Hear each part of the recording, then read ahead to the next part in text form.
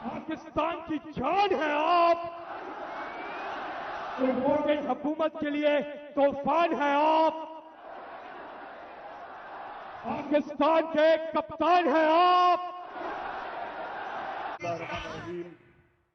बिस्मिल्लाहिर्रहमानिर्रहीम। इय्याका नअबुदु व इय्याका नस्तईन। मेरे पाकिस्तानियों, मैं सबसे पहले तो अल्लाह का शुक्र अदा करता हूं कि उसने आपके दिलों में डाला कि हर किस्म की रुकावट के बावजूद आप इतनी तादाद में आज मीनार पाकिस्तान यहां आए और मुझे सुनने आए। और इंशाअल्लाह आज जो मैं आपसे बातें करूंगा, मैं आपको ये बताऊंगा कि हमने अपने मुल्क को किस तरह इस दलदल से निकालना है, जिस दलदल में एक साजिश के तहत हमारी हुकूमत गिराई गई और इस मुल्क के बड़े बड़े जुराइम पेशा लोगों को हमारे ऊपर मुसल्लत किया गया। तो मैं आज आपको अपना प्रोग्राम दूंगा, लेकिन उससे पहले मेरे पाकिस्तानियों, एक चीज तो वाज़ेह हो गई, जो भी आज पावर में बैठे हैं उनको आज एक पैगाम जाना चाहिए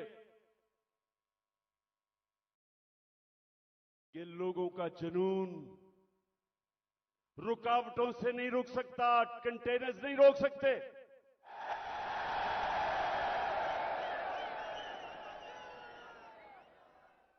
एक अंग्रेजी में एक मुहावरा है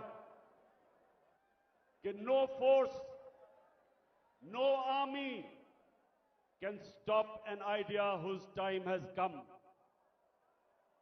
कि जब अल्लाह लोगों के दिलों में एक सोच डाल देता है तो कोई दुनिया की ताकत उसको रोक नहीं सकती। आप कंटेनर्स रखें, 2000 हमारे कारकुनों को आपने छापे मार के जेलों में डाल दिया, ये जलसा फेल करने के लिए। खौफ और हिरासा फैलाया हुआ, सारे रास्ते में कंटेनर्स रख दिए। लेकिन जब अल्लाह लोगों के दिलों में एक सोच डाल देता है, कोई कंटेनर, कोई पुलिस, कोई रेंजर, कोई नहीं रोक सकता उनको।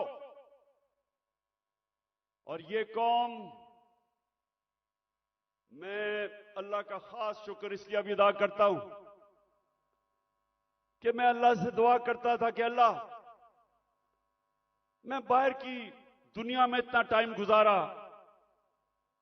वो जिंदा कौमें मैंने देखी थी, मैंने लोगों को जुल्म के सामने खड़े होते देखा, नाइंसाफी के सामने। मैंने बाहर के लोगों को अमर बिल मारूफ पे चलते देखा, बुराई के खिलाफ खड़े हुए हैं, अच्छाई के साथ खड़े हुए हैं। लेकिन मैं अपनी कौम में ये नहीं देखता था। मैं अपनी कौम को,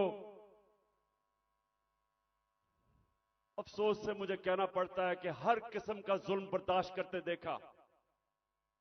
और जब एक कौम जुल्म के सामने नहीं खड़ी होती, मेरे पाकिस्तानियों, वो गुलाम बन जाते हैं। और गुलामों की कोई हैसियत नहीं दुनिया में। मौलाना रूमी ने जिस तरह कहा कि जब मेरे अल्लाह ने तुम्हें पर दिए हैं,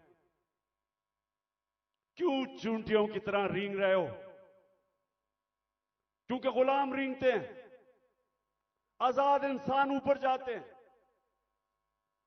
इलामा इकबाल, शायद ही मुसलमान दुनिया में इस तरह का ज़हन आया हो।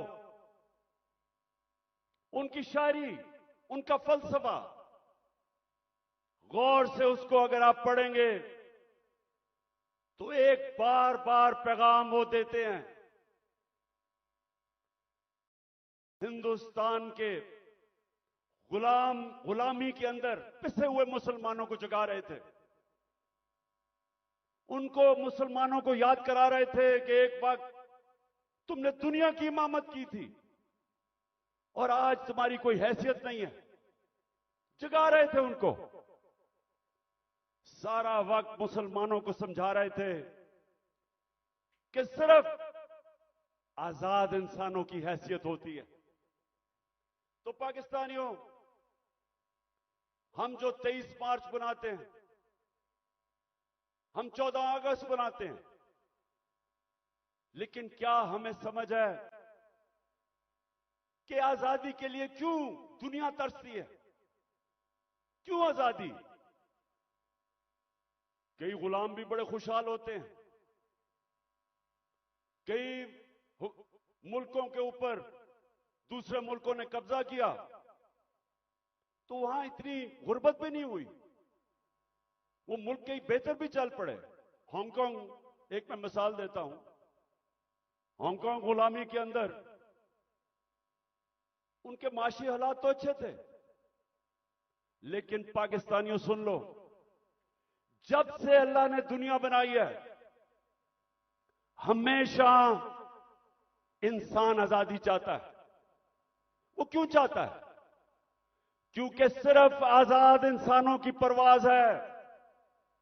कभी आज तक सुना है कि किसी गुलाम इंसान ने, गुलाम ज़हनियत के इंसान ने, या किसी मुल्क जो गुलाम हो, कभी सुना है कि उसने कोई बड़ा काम किया हो? कभी सुना है कि दुनिया में उनकी कोई हैसियत हो? गुलाम अच्छे गुलाम रहते हैं।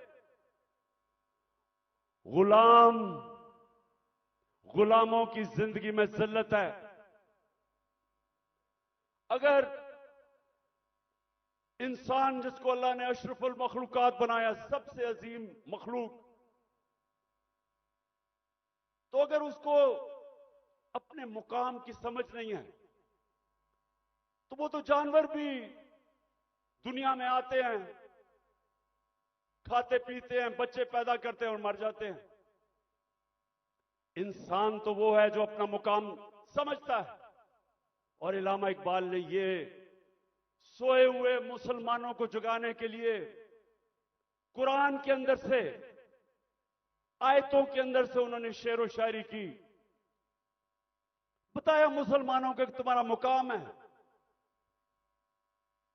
कि तुम एक अजीम कौम थे, क्यों ऊपर गए और आज क्यों नीचे हो? तो पाकिस्तानियों, मैं जो आज आपसे खास, पहले तो अपना प्रोग्राम देने से पहले बात क्या करना चाहता हूं। देखें, हमारा जो कलमा है ला इलाहा इल्लल्लाह, वो याद रखें। आप अल्लाह के सामने दावा कर रहे हैं कि मौला तेरे सिवा हम किसी के सामने नहीं झुकते। ये बड़ा दावा है।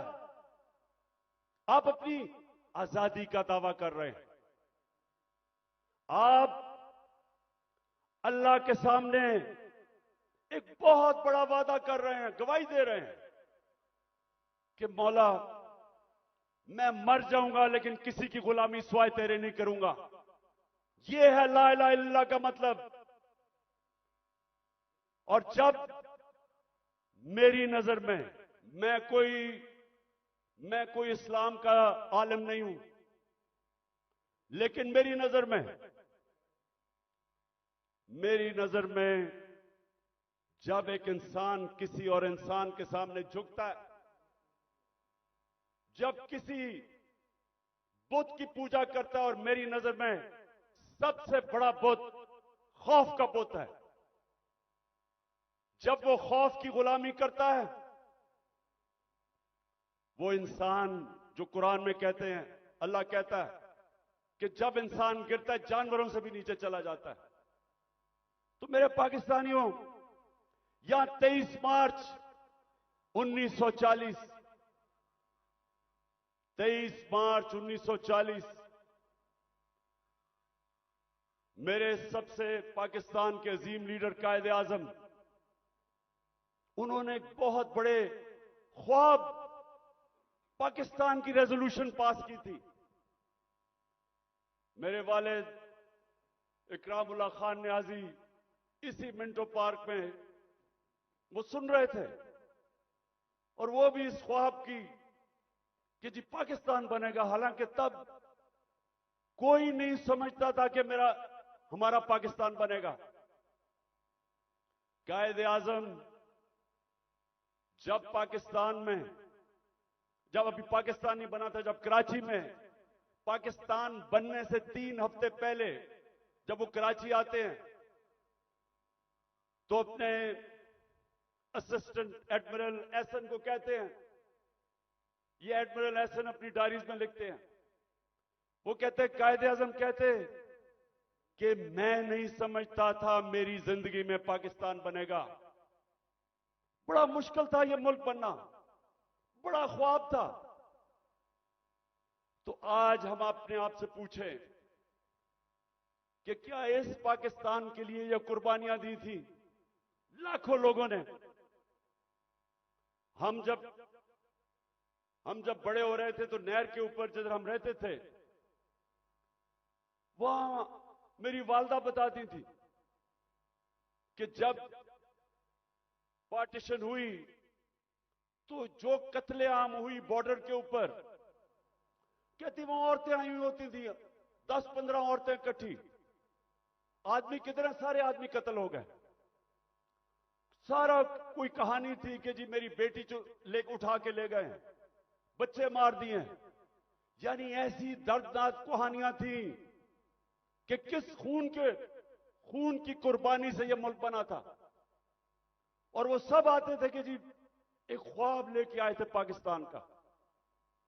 तो हमें आज मेरे पाकिस्तानियों पूछना चाहिए अपने से कि किधर हम गलत गए, क्या वजह है कि ये वो एक अजीम मुल्क नहीं बन सका। तो मैं आज आपको सबसे पहली बात ये बताता हूं, इसलिए नहीं बना कि हम कभी आजाद ही नहीं हुए।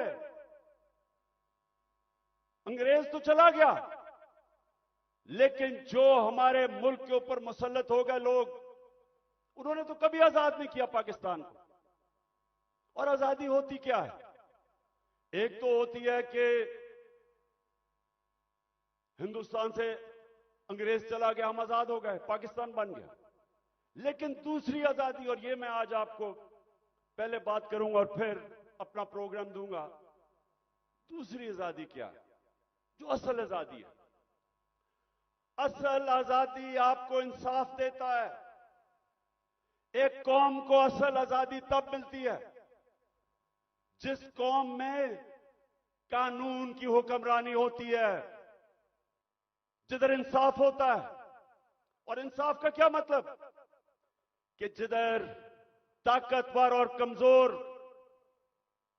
कानून के सामने एक बराबर, जिधर कानून कमजोर आदमी को ताकतवर से तहफ्फुज देता है। जब एक माशरे के अंदर एक मुल्क का कानून एक कमजोर को ताकतवर से तहफ्फुज देता है, वो इंसानों को आजाद कर देता है। और वही आजाद इंसान मुल्क को उठा देते हैं। तो जो आजादी हमें रूल ऑफ लॉ से मिलनी चाहिए थी, कानून की हुक्मरानी से जो आजादी मिलनी चाहिए थी, वो नहीं मिली। क्यों नहीं मिली? पहले मार्शल लॉ लग गया। मार्शल लॉ का मतलब यह कि आपका आइन खत्म हो गया। जो ताकतवर है वो फैसला करेगा कि कौन सा कानून पे वो चलेगा और कौन से पे नहीं चलेगा। तो मार्शल लॉ लग गया। शुरू में जी लोगों ने बड़ा कहा कि हमारे मुल्क के हालात बड़े बुरे थे, सियासतदान तो काम के नहीं थे। तो चले जी ठीक है, मार्शल लॉ लग गया, हमें खतरा था हिंदुस्तान से। उसके बाद जैसे ही पॉलिटिक्स वापस शुरू हुई, हमारी बदकिस्मती यह है कि जो हमारे डेमोक्रेट्स आए, उन्होंने भी कभी कानून की हुक्मरानी नहीं की, वो खुद अपने आप को कानून के ऊपर कर दिया। जब मार्शल लॉ आता था, कानून खत्म, आइन खत्म। लेकिन जब हमारे लोग जो डेमोक्रेट्स अपने आप को कहते थे, उन्होंने भी कानून को नहीं चलने दिया, अपने लिए एनआरओ ले लिया, बाकियों को, चोरों को बेशक पकड़ो लेकिन हम कानून से ऊपर है। तो जब कानून की हुक्मरानी नहीं आई पाकिस्तान में, लोग तो आजाद नहीं हुए। तो यहां जंगल का कानून रहा है। जो ताकतवर है वो जो मर्जी कमजोर के खिलाफ करे, वो कमजोर बेचारा बेबस है, क्योंकि मुल्क का कानून उसकी हिफाजत ही नहीं करता, और इसलिए लोग गुलाम रहते हैं। आज आप अपने पाकिस्तानी जो यहां से गए हैं बरतानिया, जो यूरोप गए हैं, जो पाकिस्तानी मुल्क से बाहर गए हैं, उन मुल्कों में जिधर हकीकी जमहूरियत है और हकीकी आजादी है, पूछे उनसे कि क्या उनके मुल्क में कब्जा ग्रुप होता है? कब्जा ग्रुप वो होता है जो ताकतवर कमजोर की जमीन पे कब्जा करता है और कानून बेबस होता है। जिस मुल्क के अंदर ताकतवर कमजोर के ऊपर जुल्म कर सके, उनको बनाना रिपब्लिक्स कहते हैं। और जो मुल्क खुशहाल हैं, जिधर हम कोशिश करते हैं यहां से लोग वीजा लेके जाने के लिए, वहां क्या फर्क है? उधर एक लफ्ज इस्तेमाल आजकल हो रहा है, level playing field. Level playing field का मतलब यह नहीं है कि इमरान खान के हाथ पीछे बांध लो और दूसरे को सारा इंतजामिया सारी उसकी मदद करे और तब इलेक्शन लड़ाओ। लेवल प्लेइंग फील्ड का मतलब होता है कि कमजोर और ताकतवर कानून के सामने बराबर। इसलिए वो माशरे खुशहाल हैं। हमारा मसला क्या है? हमारा मसला ये है कि हमारी बदकिस्मती है। बेचारे गांव के अंदर जाओ, आदमी थाना, कचहरी, पटवारी, वो ठोकरें खाता फिरता है।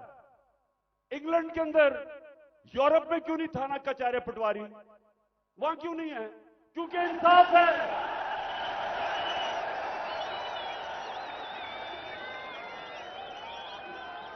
उधर का निजाम, आजाद मुल्क है वो लोगों को आजाद किया हुआ है, इसलिए वो खुशहाल हैं। वहां बेचारा, मैं गांव में, अब मियांवाली में जब मैं गया पहली दफा, आज से 26 साल पहले पॉलिटिक्स के लिए, तो मुझे पहली दफा समझ आई कि बेचारा क्यों गरीब आदमी जकड़ा हुआ है, कमजोर आदमी। उसके घर चोरी हो, ताकतवर चोरी करवा दे, उसी के ऊपर पर्चा कर दे पुलिस, वो बेचारा ठोकरें खाता फिर रहा है। आजकल तो मैं अदालतों में जा रहा हूं, तो मेरे ऊपर, आपको पता है या नहीं कि मेरी क्या करूं, सेंचुरी तो हो गई है मेरी, अब मैं 150 पे जा रहा हूं। 100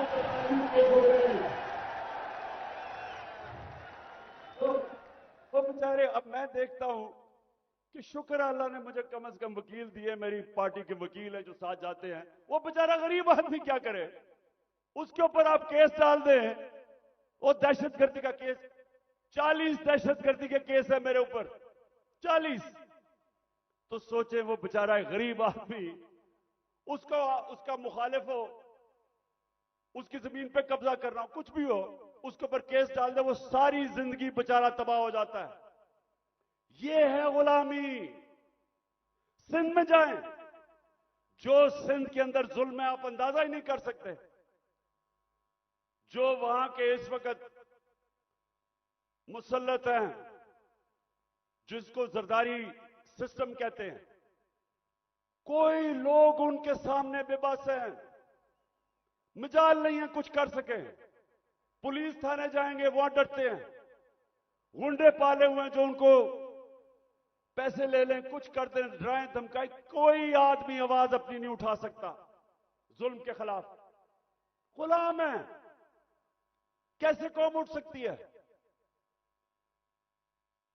तो जो आज मैंने आपसे ये जो बात कर रहा हूं आजादी की, क्योंकि असल में हमारी जंग है हकीकी आजादी की, और हकीकी आजादी तब आएगी जब मुल्क में रूल ऑफ लॉ और इंसाफ होगा। जब इंसाफ होगा, लोगों के हुकूक होंगे। जब लोगों के हुकूक होंगे, जब एक मुल्क का आजादी निजाम लोगों की हकूक की हिफाजत करेगा, आपको कोई लंदन या इंग्लैंड जाना नौकरियों के लिए पड़ेगा, कोई यूरोप नहीं जाना पड़ेगा नौकरियों के लिए। अल्लाह ने इस मुल्क को हर चीज दी है। हमें कोई जरूरत नहीं है कि वीजों के पीछे लाइनों में खड़े हों, फिर पैसे दें।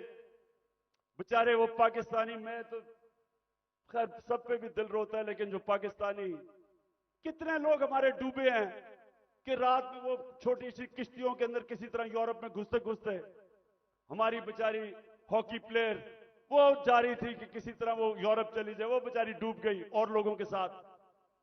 क्यों है? इसलिए नहीं कि पाकिस्तान में वसाइल की कमी है। मैं 3.5 साल जब प्राइम मिनिस्टर रहा हूं, मुझे खुद हैरत होगी कि अल्लाह ने इस मुल्क को क्या क्या नेमतें बख्शी हैं। लेकिन जब कानून ही नहीं है, जब इंसाफ ही नहीं है, जब जिसकी लाठी जिसकी भैंस, जब तक पर गोबर नहीं करे, तो मुल्क कैसे उठ सकता है? कौन सी आप इकोनॉमिक पॉलिसी लेके आएंगे उस मुल्क में जिधर इंसाफ ही नहीं है, जिधर कॉन्ट्रैक्ट एनफोर्समेंट नहीं है, जिधर रूल ऑफ लॉ नहीं है? आप जो मर्जी कर लें, उस मुल्क की किस्मत तो तबाही है। इसीलिए हजरत अली ने फरमाया था कि कुफर का निजाम चल जाएगा, लेकिन जुल्म का निजाम नहीं चल सकता। जब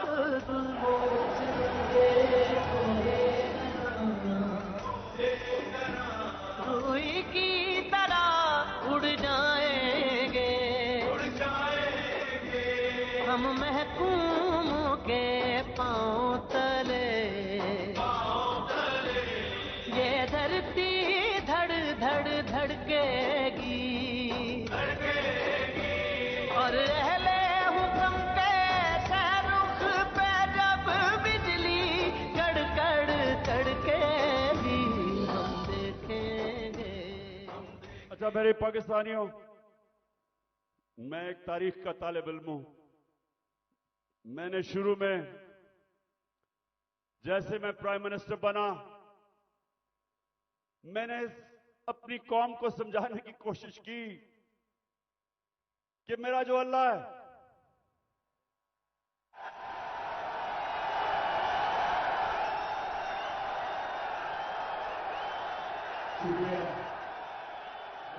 लोगों को समझाया कि मेरा जो मौला है, उसका कुरान में कहता है कि एक इंसान उसका हबीब है, वो मेरे नबी सल्लल्लाहु अलैहि वसल्लम है।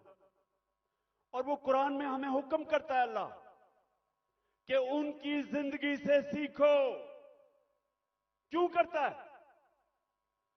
क्योंकि दुनिया की तारीख में कभी कोई इंसान को इतनी कामयाबी नहीं मिली, दुनिया की तारीख में कोई इतना बड़ा लीडर नहीं आया जो मेरे नबी सल्लल्लाहु अलैहि वसल्लम, उनके करीब कोई नहीं आया और ना आ सकता है, चाहे आप मुसलमान हैं या नहीं।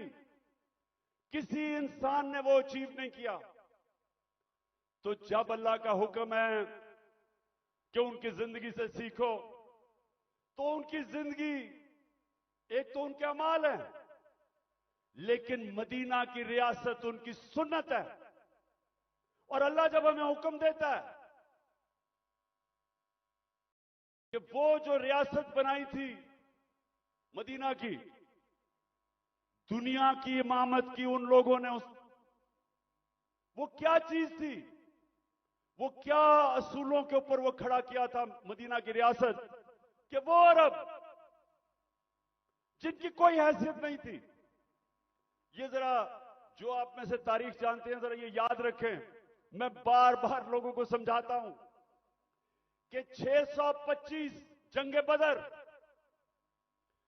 625 जंगे बदर 313 लड़ने वाले थे। ये जरा गौर करें, ये तारीख का हिस्सा है। ये जो वर्ल्ड हिस्ट्री है उसके अंदर ये डॉक्यूमेंटेड है। 11 साल के बाद 636,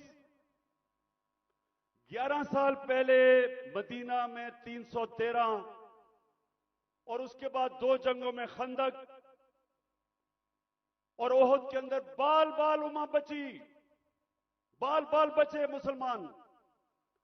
लेकिन 636 जो वो उस वक्त की दुनिया की सुपर पावर थी, रोमन एम्पायर, बेजेंटाइन एम्पायर, वो 636 में यारमुक की जंग में घुटने टेक देता है, सिर्फ 11 साल के बाद। तारीख है। और दूसरी सुपर पावर जो पर्शियन एम्पायर था, वो 637 में कुदसिया में घुटने टेक देता है। तो मैं आज अभी भी हैरत होती है कि क्यों नहीं हम सीख रहे कि वो क्या असूल थे कि उन्होंने उन अरबों की हैसियत नहीं थी, 2 सुपर पावर्स थी, उन्होंने दुनिया की इमामत की।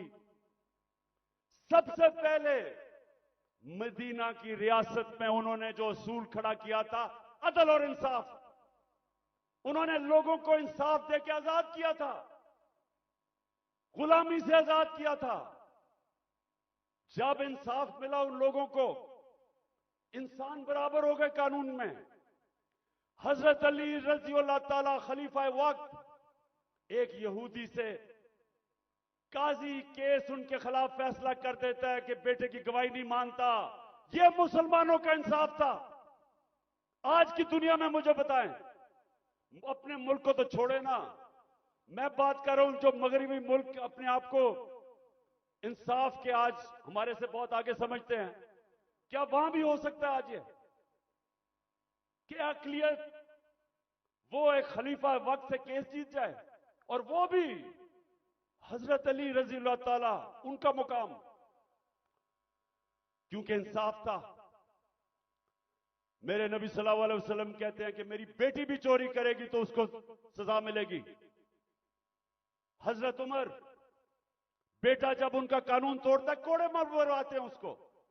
कोई कानून के ऊपर नहीं था, इंसाफ था। एक हजरत उमर के दौर में वाकया हुआ, एक शहजादा मुसलमान हो जाता है, खाना काबा का तवाफ कर रहा होता है, एक गुलाम का पैर आ जाता है उसके चोगे पे, वो मारता है उसको, गुलाम को। गुलाम जाके हजरत उमर को बताता है, हजरत उमर उस शहजादे को बताते हैं कि तुमने ये किया था। हाँ, उसने कहा इसकी जुर्रत है। गुलाम को कहते हैं वापस मारो इसको। वो शहजादा दीन छोड़ के चला जाता है। लेकिन ये चीज कायम हो जाती है कि कानून के ऊपर कोई नहीं है।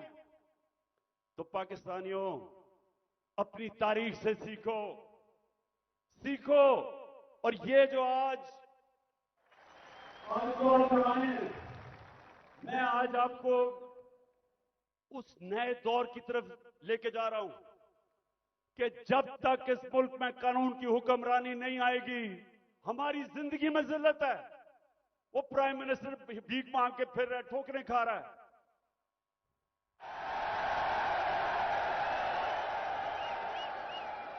अब तो खैर जनरल बाजवा का बयान आ गया है कि 40 मिनट में इसको बुरा भला कहता था, चुप करके शहबाज शरीफ मेरी बात सुनता था।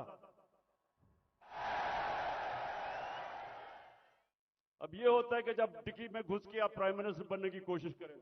बहरहाल मैं आगे आपको बताता हूं। देखिए, सुने मेरी बात। देखिए, आप हिंदुस्तान की तारीख देखें। जब दिल्ली की सल्तनत थी 350 साल, जो हुक्मरान जिसके दौर में इंसाफ था वहां खुशहाली थी, जो जालिम था वहां कैद भी पड़े। तारीख उठा के देख लें। जब शेर शाह सूरी जो हिंदुस्तान का बहुत ही अजीम लीडर था, वो कैसे ऊपर आया था? उसके बाप की एक जागीर थी, उसको कहा वो जागीर संभालो बिहार के अंदर। उसने जागीर को एक मिसाल बना दिया। कैसे? कानून की हुक्मरानी कायम करके सारे बड़े बड़े डाकुओं को उसने मार दार के भगा दिया, अमन कायम कर दिया। सारे इर्द गिर्द से जो ताजर थे वो सारे उधर पहुंच गए, वो खुशहाल हो गया। सबसे ज्यादा खुशहाल उसकी जागीर हो गई, उधर से वो उठा। तो जब विंस्टन चर्चिल, जब दूसरी जंग अजीम में तबाह हो रहा था बरतानिया, तो उससे जब लोगों ने आके पूछा कि जी हम बच जाएंगे, हिटलर की फौजें पहुंच गई हैं, यूरोप फतह कर लिया, या बमबारी हो रही है, क्या हम बच जाएंगे?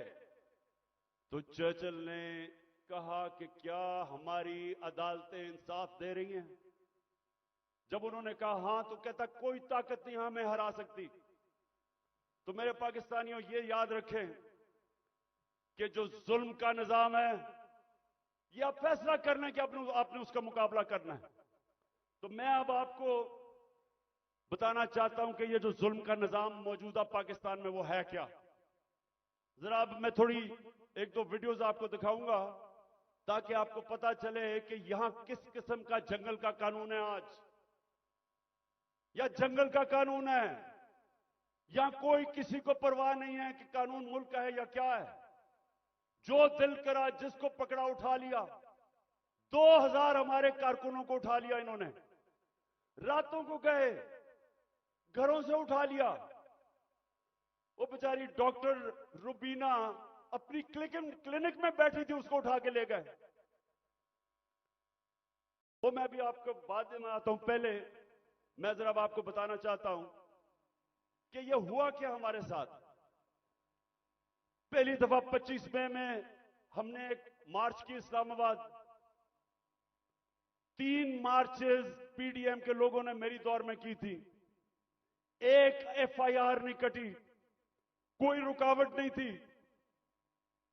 बल्कि तो मैंने कहा था आप मार्च करें, मैं आपके लिए खाने खूने का बंदोबस्त करूंगा।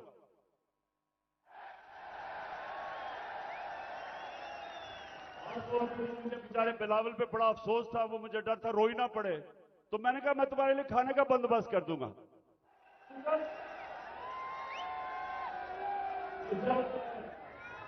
जब 25 मई को हमने मार्च की, लोगों के घरों में घुस के 3-3 बजे पुलिस ने लोगों को उठाया, पकड़ के ले गए लोगों को। वो हमने जो कभी तस्वर नहीं किया पाकिस्तान में होगा। वहां जाके इन्होंने जो शेलिंग की, जो इन्होंने लोगों से जुल्म किया, औरतें बच्चे, वो सारी हमारे पास डॉक्यूमेंटेड है। फिर अब इस साल आ जाए 8 मार्च को हमने परमिशन लेके अपनी इलेक्शन की रैली शुरू की, जमान पार्क से शुरू करनी थी। जरा ये अब गौर से सुने हुआ क्या। पुलिस हमें परमिशन देती है, सुप्रीम कोर्ट के हुक्म के ऊपर 30 अप्रैल को पंजाब का इलेक्शन अनाउंस होता है। हम अपने इलेक्शन की रैली का आगाज करते हैं। सुबह को एकदम मुझे खबरें आती हैं कि जनाब पुलिस टीयर गैस शेल लेके तैयारी करके वो सारी जगह उन्होंने नाके लगा दिए। हमें परमिशन मिली हुई थी, इलेक्शन अनाउंस हो गया है। उसके बाद खबरें आती हैं कि जी वो पुलिस ने जिधर जिधर रैलीज आ रही थी उनके ऊपर अटैक कर दिया, टीयर गैस कर दी, लाठीचार्ज कर दिया। मुझे समझना है कि ये हुआ क्या है। उसके बाद आहिस्ता आहिस्ता जब मुझे घर में खबरें आई, मैं समझ गया। इश्तिहार कर हमारे लोगों को उसमें डालना चाहते थे। मैंने रैली खत्म कर दी। मुझे डर था कि ये तसादम चाहते हैं, क्योंकि इलेक्शन नहीं चाहते। जो इलेक्शन चाहता है वो तसादम, वो फसाद तो नहीं चाहेगा। इलेक्शन जो नहीं चाहते, जो डरे हुए हैं, जो भाग रहे हैं, वो उनकी कोशिश थी कि किसी तरह फसाद हो और इलेक्शन आगे चले। मैं कैंसिल कर देता हूं। अगले दिन फिर अनाउंस करते हैं, फिर इजाजत नहीं देते, फिर कैंसिल कर देते हैं। लेकिन जो वो 8 मार्च को हुआ, मैं ये चाहता हूं कि जरा ये आप वीडियो देखें कि एक पुरअमन रैली जिसकी इजाजत है उसे हुआ क्या, ये जरा देखें पहले। इन्होंने कुछ मिलाया पर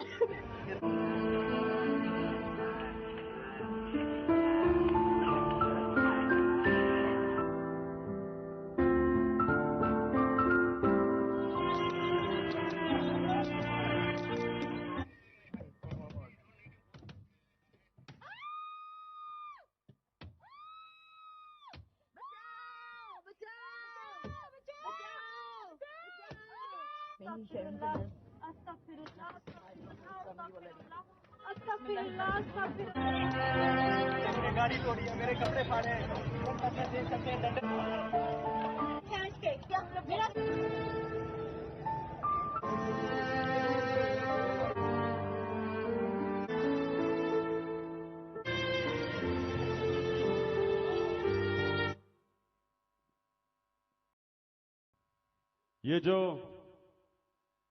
ये जो आपने देखा, रैली में लोग जा रहे हैं और उनके ऊपर ये पुलिस का तशद्दुद होता है। लेकिन जो सबसे तकलीफदेह चीज है, मैं वो चाहता हूं आप देखें। एक मलंग, एक दरवेश, एक स्पेशल पर्सन, जिससे वो सारे मेरे घर के बाहर जो कैंप लगा हुआ था, सब जिससे प्यार करते थे, जिसके पास प्यार के अलावा था ही कुछ नहीं, उसको प्यार में लोग जिले शाह कहते थे। अब जरा एक वीडियो देखें जिले शाह की, ताकि आपको समझ आए कि वो किस तरह का इंसान था।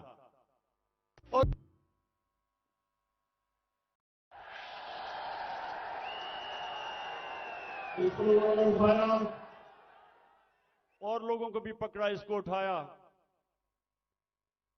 और मेरे ख्याल में इन दरिंदों को समझ नहीं आई कि वो स्पेशल चाइल्ड है।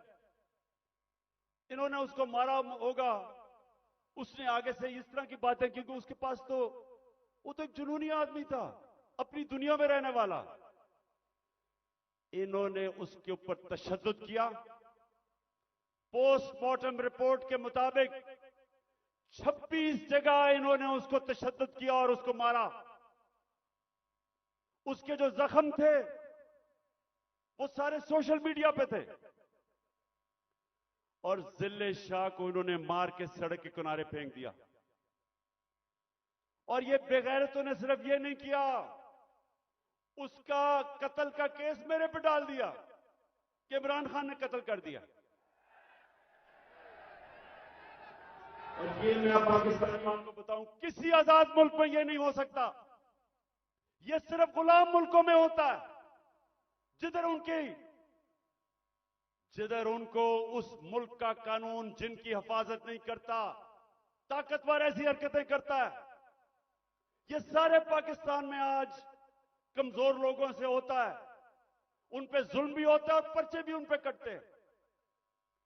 ये जिले शाह को जिस बेदर्दी से इन्होंने कत्ल किया, मेरे पाकिस्तानियों, मैं तो अल्लाह के सामने ये वादा कर बैठा हूं कि अल्लाह मुझे जिंदगी दे, जिन्होंने इसको कत्ल किया था, इनको इस मुल्क में कानून के तहत, वैसे नहीं, दिल तो मेरा करता है वैसे इनको बंदोबस्त करूं, लेकिन कानून के तहत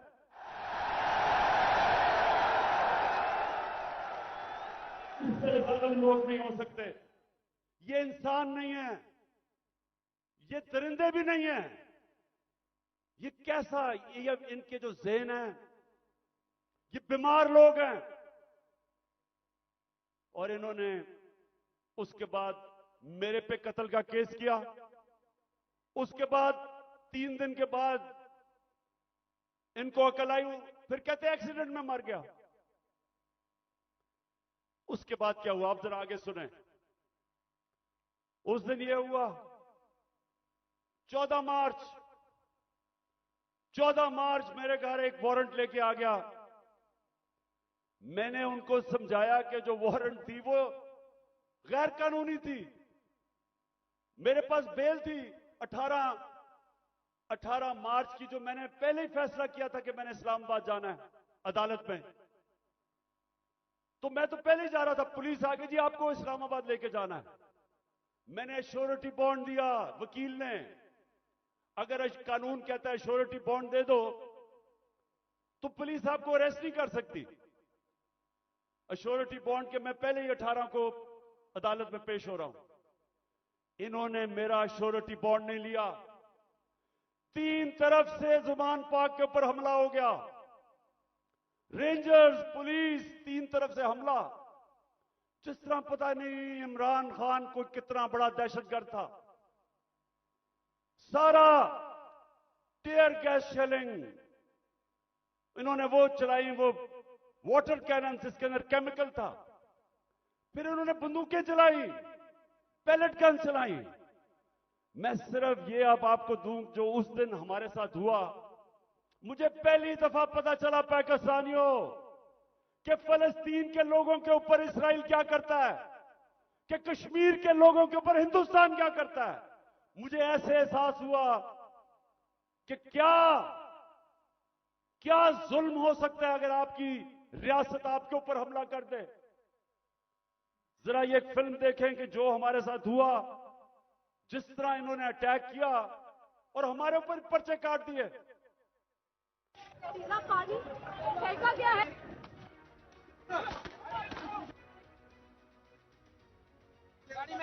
ये शैल है जो 2 घंटे से लड़ रहे हैं उनके साथ।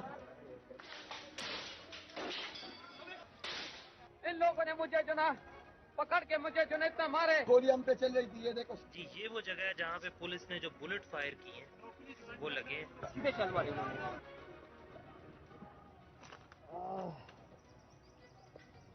ये इन्होंने शेलिंग शुरू कर दिया।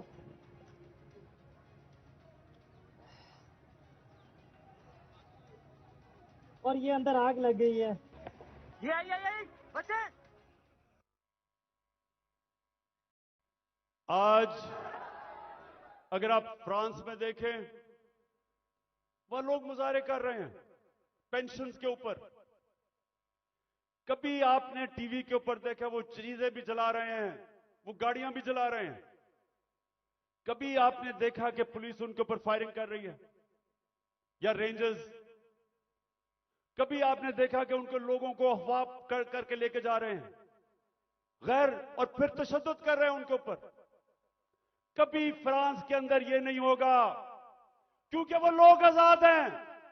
उनका कानून उनकी हिफाजत करता है, उनको इजाजत देता है कि पुरअमन एहतजाज करो। और हम तो एहतजाज भी नहीं कर रहे थे।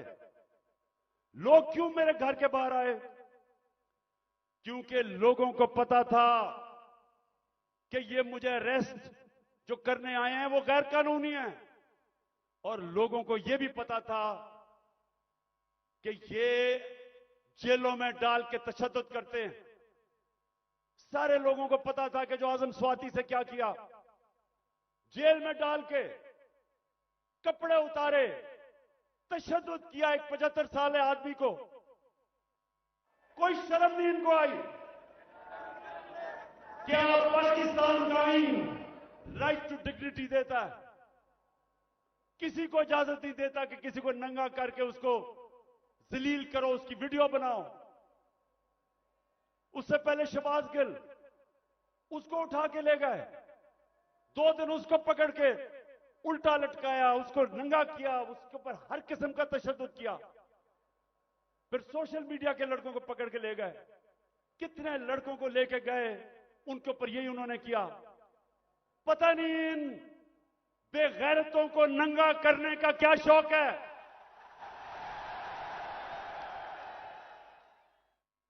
जो ये कर रहे हैं इनको साइकाट्रिस्ट के पास लेके जाएं। ये नॉर्मल लोग नहीं हैं,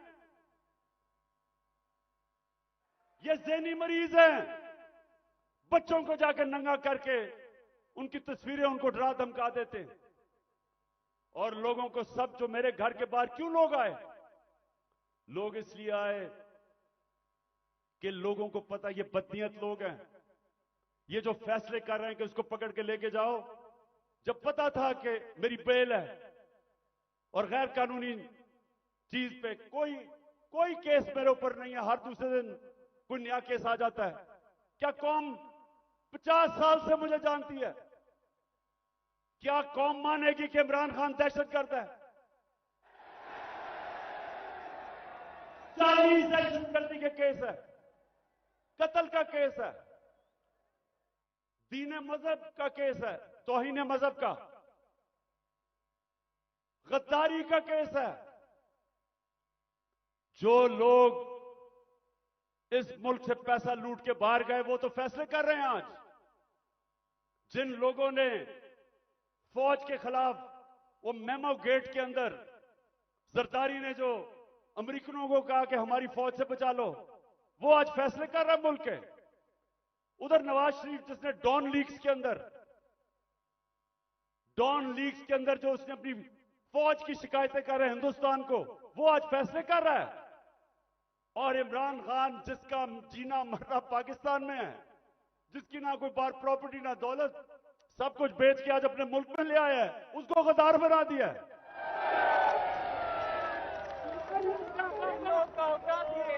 तो लोगों ने, और मैं आपको एक और वाकया बताऊं, इतनी 26 घंटे मेरे घर के ऊपर हमले हुए, आखिर में इतनी टेयर गैसिंग की, रेंजर्स आ गए, 72 बंद गाड़ी ले आए मेरे घर के बाहर, आर्मड कार, कि पता नहीं कलभूषण से भी ज्यादा बड़ा कोई गद्दार बैठा हुआ है वहां। तो आखिर में लड़के थक गए, वो सारे डरे हुए थे कि इनकी नियत ही नहीं ठीक। पहले इन्हीं लोगों ने तो पहले मुझे कत्ल करने की कोशिश की है, अब यही लोग अब मुझे जेल में लेके जाएंगे, सब डरे हुए थे। तो मैंने जब सुबह आखिर में इन्होंने एक इतनी बड़ी वारदात की जो आर्मड कार के साथ आ गए, तो मैंने उनको सबको कहा, 50 लड़के रह गए थे, मैंने उनका देखो बात सुनो, मैं यहां खून नहीं चाहता, तो मैं अपना बैग पैक किया हुआ था, मैं क्या मैं जा रहा हूं, मैं अपने आप को हिरासत में देने लगा हूं क्योंकि मैं नहीं चाहता आपका किसी का खून हो। वो सामने लेट गए, उन्होंने कहा हमने नहीं जाने देना कि ये आपको मार देंगे। और जो इन्होंने किया है, हमारे लोगों को जिस तरह उठा के तशद्दुद किया है, वो ठीक कह रहे हैं। ये जो आज पाकिस्तान में हो रहा है ये तो कभी हुआ ही नहीं है। 2000 लोग हमारे उठाए इन्होंने, और कैसे लोग उठाए, अजहर मशवानी, सोशल मीडिया का बेचारा नौजवान, उसको पता ही नहीं कि किधर उठा के ले गए। उसके मां बाप के मुझे मैसेजेस आ रही हैं कि जी वो मेरा बेटा किधर गया, उसकी बहनें कर रही हैं, भाई आए हैं। उसको हसन न्याजी, मेरा भांजा, इंग्लैंड से बैरिस्टर बन के आया कि जी मैं पाकिस्तान की खिदमत करूंगा, वो बेल लेके आया, उसको उठा के ले गए। और क्योंकि वो मेरा भांजा था, उसके ऊपर उन्होंने तशद्दुद किया। वही उन्होंने जो किया कि उसको जलील करने के लिए जो सबसे करते हैं बेगैरत लोग, कि शर्म नहीं आती कि आप उनके कपड़े उतारें और आप उनको जलील करें। जलील तो आप हैं, अल्लाह कभी जलील नहीं होने देता किसी को, उसके हाथ में इज्जत और जिल्लत है। इसके अलावा सहाफियों, जो इमरान खान की कवरेज देता है, पहले इन्होंने वो अशरफ शरीफ, मैं तो उसको सलाम करता हूं कि पाकिस्तान की तारीख में इस पाए का जर्नलिस्ट, इन्वेस्टिगेटिव जर्नलिस्ट आया ही नहीं कभी। वो आदमी जिसकी कोई कीमत नहीं थी, जमीर की कीमत नहीं थी, खौफ को काबू पा चुका था। धमकियों के बावजूद वो खड़ा था राह हक पे, मुल्क से बाहर गया, कत्ल करवा दिया। साबर शाकर मुल्क से बाहर है, डॉक्टर पीरजादा वो मुल्क से बाहर है। जो आदमी इमरान खान की कोई पॉजिटिव चीज उसके पीछे पड़ जाते हैं। बोल चैनल, उसके सरबराह को पकड़ के जेल में डाला, तशद्दुद किया। ARY के ऊपर पूरा जोर लगाया हुआ कि इमरान खान को ना दिखाओ। सिर्फ जो इनके बिके हुए पालतू चैनल्स, उनको सारा वो चले, जो प्रोपेगेंडा इमरान खान, वो ठीक है, लेकिन जो थोड़ी पब्लिसिटी देते जो सहाफी, सोशल मीडिया, उनके पीछे पड़ जाते हैं। कब पाकिस्तान में इस तरह की सख्ती थी? और कोशिश किसी तरह कर रहे हैं कि लोगों के ऊपर इतना खौफ तारी हो जाए, लोग इतना डर जाएं कि लोग इन जालिमों को कबूल कर लें। तो मेरा आज अपनी सारी कौम को पैगाम है ये कि देखें, ये जो खौफ है, मैं जो नजर देख रहा हूं अपने मुल्क में, उन्होंने आज भी कहा कि जी दहशतगर्दी होगी, सिक्योरिटी, मैं देख रहा हूं इतनी ख्वातीन आई हुई है, उसके बावजूद क्योंकि खौफ के ऊपर काबू पा लिया है, कौम आजाद हो रही है। और ये कौम जिस तरफ अब निकल गई है, कोई लोग जो ऊपर समझता है कि इनको गुलाम बना सकता है, उसको गलतफहमी में नहीं रहना चाहिए। ये अब वो कौम, और इंशाल्लाह उस रास्ते पर निकल गई है जो एक बड़ा अजीम ख्वाब पाकिस्तान का था। पाकिस्तान का अजीम ख्वाब सिर्फ आजाद पाकिस्तानी बना सकते हैं, गुलाम नहीं बना सकते।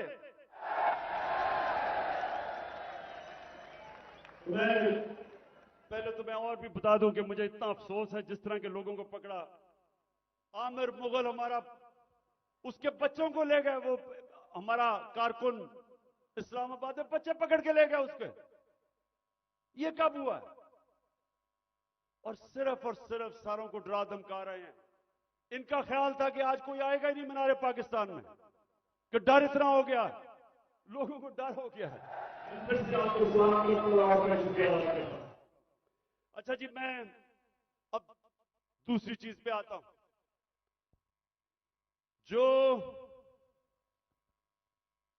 जो इन्होंने, अच्छा मुझे जब बुलाया इस्लामाबाद, अच्छा उससे पहले मैं बताऊं कि मैं जब इस्लामाबाद जाना था 18 तारीख को, इन सबको पता था कि मैं पहले अदालत में गया था। उससे पहले 17 की शाम को अदालत ने मुझे कहा था कि अब कोई पंजाब पुलिस आपके घर कुछ नहीं करेगी। उन्होंने कहा कि सर्च वारंट अगर उन्होंने लेना है तो एक एसपी का नाम लिया और एक हमारा उस वक्त शिबली फराज थे, उन दोनों के होते हुए वो मेरे घर में आके देखेंगे। उन्होंने कहा जी कोई पता नहीं, कोई असला है वहां। मैं जाता हूं इस्लामाबाद, जब इस्लामाबाद के टोल प्लाजा पे पहुंचता हूं तो पता चलता है कि मेरे घर के ऊपर दरवाजा तोड़ के कोई 50 पुलिस वाले घुस जाते हैं।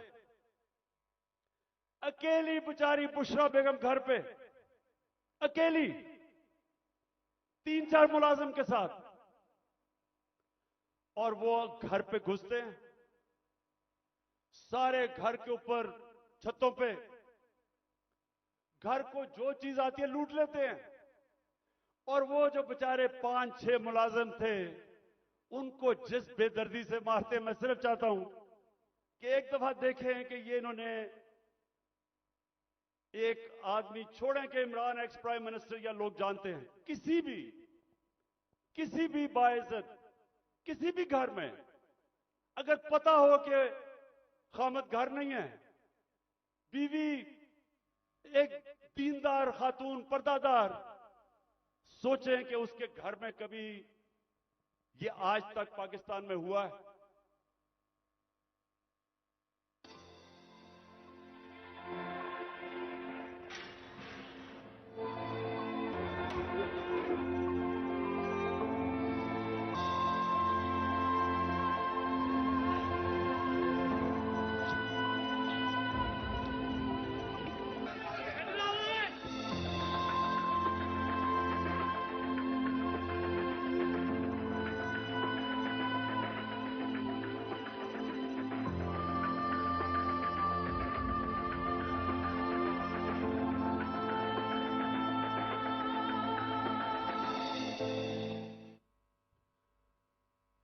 मैं वो सारे जो ऑफिसर्स इस मुल्क में हमारे जजेस साहिबान, पुलिस के ऑफिसर्स, फौज के ऑफिसर्स,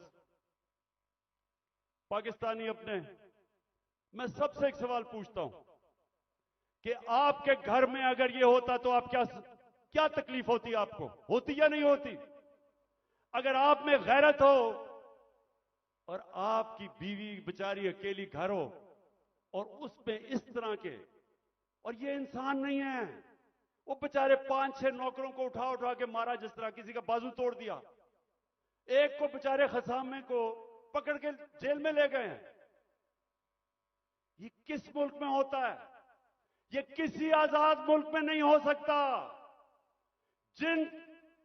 जिन मुल्कों के अंदर कानून होता है, इंसाफ होता है, किसी पुलिस की जरूरत नहीं है ये करने की। तो अगर ये मेरे घर पे कर सकते, किसी के घर पे भी ये इस तरह अटैक कर सकते हैं। इसका मतलब कि यहां तो जंगल का कानून है। अगर आपके पास ज्यादा ताकत है, आप कुछ भी कर दे। मैं पहुंचता हूं इस्लामाबाद, आप ये भी सुने, मुझे नहीं पता था कि इन्होंने प्लान बनाया हुआ है। मैं समझा मुझे पकड़ने, अरेस्ट कर लेंगे। मुझे नहीं पता था कि वहां मारने का प्रोग्राम बनाया हुआ है। मैं वहां से जब जुडिशियल कॉम्प्लेक्स पे गया, सारे रास्ते टीयर गैसिंग कि किसी तरह इमरान खान अकेला हो जाए, लोग इसके साथ ना हो। लोग आके घरों से लोग निकल के साथ चलना शुरू हो गए, उनके ऊपर टीयर गैसिंग। अब मैं आखिर में पहुंचता हूं अपनी हाजिरी लगाने के लिए अदालत में। 5 घंटे लगते हैं मुझे टोल प्लाजा से, इस्लामाबाद से जुडिशियल कॉम्प्लेक्स, जो 20 मिनट का रास्ता था। सारा रास्ता पुलिस और रेंजर्स कि जिस तरह कालभूषण से भी बड़ा, जिस तरह मैंने कहा कोई दहशतगर्द आ रहा है। 40 मिनट में बाहर खड़ा रहता हूं और जब बाहर पहुंच रहा होता हूं तो ऊपर से पुलिस पत्थर फेंक रही होती है, लोगों को इश्तियाल दे रही होती है कि किसी तरह वहां तसादम हो, और तसादम के अंदर इमरान खान को कहें जी वो मुर्तजा भुट्टो टाइप कत्ल हो गया। जरा ये सोचें कि ये कभी किसी पाकिस्तान के पॉलिटिकल पार्टी के हेड